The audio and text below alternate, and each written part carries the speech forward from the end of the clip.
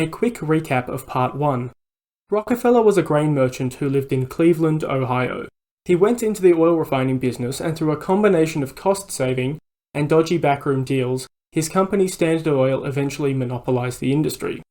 This boom was centered around a small area of northwestern Pennsylvania, which was for a long time the heart of the American oil business.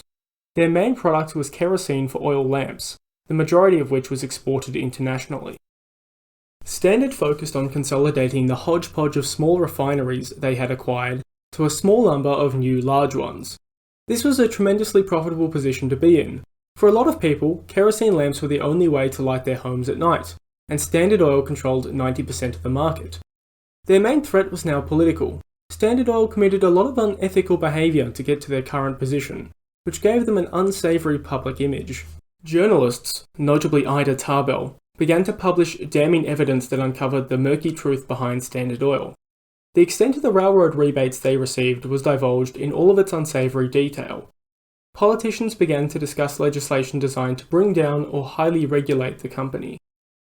This wasn't actually new territory for the company. From the start, they ran into legal problems. Large, privately owned companies were a new thing at the time, and many states had archaic laws surrounding business incorporation. Most states forbade a company from owning any assets or operating outside their state of incorporation. This obviously wouldn't do for a large company and was a legitimate grievance. Standard Oil pioneered a solution around this problem. Each state would have an individual company, and these companies would be controlled indirectly by a trust. The trust was essentially the modern-day equivalent of a holding company. The key to this structure is that the individual shareholders, not the business itself, transferred control of the company to the trust.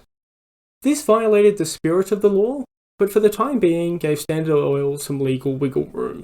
This structure was copied by other businesses that were also consolidating at the time. This legal setup is where the term trust busting comes from. The general public was concerned about the size and control of these new trusts. Huge private companies were controlled by a small handful of people, and there was virtually no public oversight. Other large companies like railroads existed, but these often operated under government charters, which provided a modicum of scrutiny. Of the many trusts that had sprung up across various industries, Standard Oil was the largest and seen as the most cutthroat. For most trustbusters, Standard Oil was public enemy number one. This was exacerbated by the secrecy surrounding the company, which fueled speculation about it. Just as the antitrust lawsuits began to heat up, Rockefeller himself had actually retired. It was now 1897 and he was 58. The long hours and stress of running such a large company had affected his health, and his doctors recommend he take a step back and reduce his workload. He remained the president of the Standard Oil Company, while his successor John Archbold was the vice president, but actually ran the company day to day. Rockefeller still did consult with the senior management about the business, and the legal team regarding various lawsuits. He was also the largest shareholder, owning about 30%. Oddly, he didn't announce his retirement, and the public still thought he was pulling the strings, even if it was from far away. He actually later did try to resign as president, but the other management wouldn't let him go. They felt that if they had to face the wave of coming lawsuits, then so did he. Rockefeller spent a lot of his retirement working on his philanthropic efforts. He also took up the newly popular game of golf, of which he'd become a bit of a fanatic. But he was still the public figurehead of Standard Oil, and he was involved with many lawsuits from when he was directly running the company. These legal issues meant he dodged a lot of subpoenas. His estates had high walls and armed guards to keep out lawyers, as well as potential robbers or assassins. His mail was carefully redirected to avoid anyone finding out where he was hiding. Despite this annoyance, the early legal efforts didn't make much headway. In 1892, the Ohio Supreme Court looked at Standard Oil's trust structure, which was always a bit fishy. They ruled that it violated their state's ownership laws and ordered it to dissolve. Standard Oil simply dissolved the trust and re-amalgamated with Standard Oil of New Jersey as the parent company. By this time, New Jersey had lenient incorporation law. This was pretty straightforward because the company was controlled by a small handful of people. It was eventually the federal government, under the prodding of President Roosevelt, who brought down Standard Oil. Roosevelt was more moderate than most people imagine and was initially willing to compromise. He recognized large companies were more efficient due to economies of scale, and they contributed massively to America's growing industrialization. Standard Oil burned this bridge, however, by refusing to compromise. To them, compromise was a foreign concept. They had never needed to do it before, and they didn't really feel like starting now. The case went to the Supreme Court, and in 1911 they ruled in favour of the federal government. Standard Oil had violated the Sherman Antitrust Act of 1890 and was ordered to dissolve into 34 separate companies. Shareholders were given shares in every new company. It would have made more sense for them to be given all their shares in individual companies, which would have fostered competition, but eventually, as shares changed hands and older management retired, these companies became truly independent. Standard wasn't dissolved simply due to its size, or operating in multiple states. Rules regarding this had been sorted out. Standard Oil was convicted of operating in restraint of trade, essentially preventing competition using unfair tactics, to the detriment of the consumer. Interestingly, by the time Standard Oil was dissolved, market forces had already substantially eroded their position. Royal Dutch Shell had found oil in Sumatra and was making inroads in their Asian markets. Similarly, Russian oil was competing across Europe. Domestically, oil was found in other parts of the US, and Standard Oil never controlled these areas to the same extent as the Pennsylvania oil fields. Independent producers had also been revived by consumer sentiment. The Pure Oil Company was a notable example. This brand sold oil on behalf of independent refiners and gave consumers a choice other than the unpopular Standard Oil. Following the breakup, the values of the newly independent companies surged. For years, a cloud of legal uncertainty had hung over the company. With the uncertainty removed, the new companies became a much safer investment.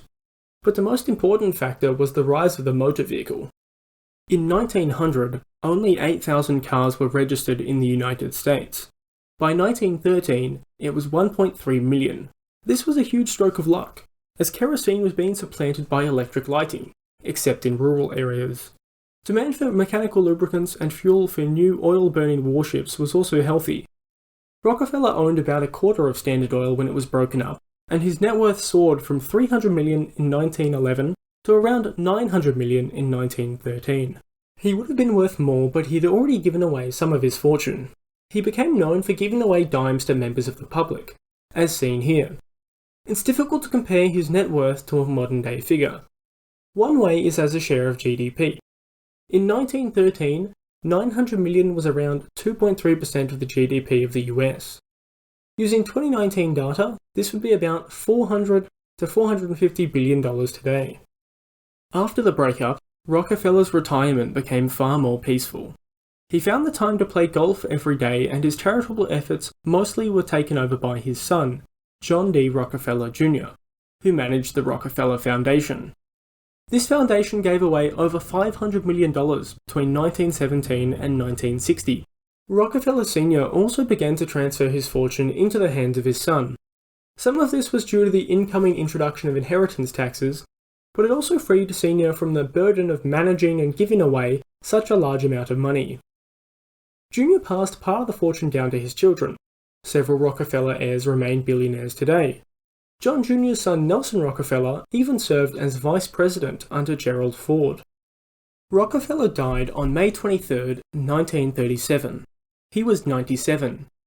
It had been about 40 years since he had retired from Standard Oil. By now, most of his fortune had been transferred to the foundation or his son Jr. At the time of his death, he was worth a comparatively paltry $26 million. This was certainly a wise choice, as he had supervised the distribution of his wealth before he died, and his family wasn't morbidly waiting around for him to die to access his fortune. Rockefeller's legacy is a complex topic. For many, he represented the worst of capitalism and was a symbol of Gilded Age corruption and excess. Modern American antitrust legislation is literally based on all the shady practices invented by Standard Oil. On the other hand, Rockefeller's philanthropy was not simply a cynical attempt to reinvigorate his public image, although that was certainly an unspoken aspect of it. He had a long documented history of giving to charity.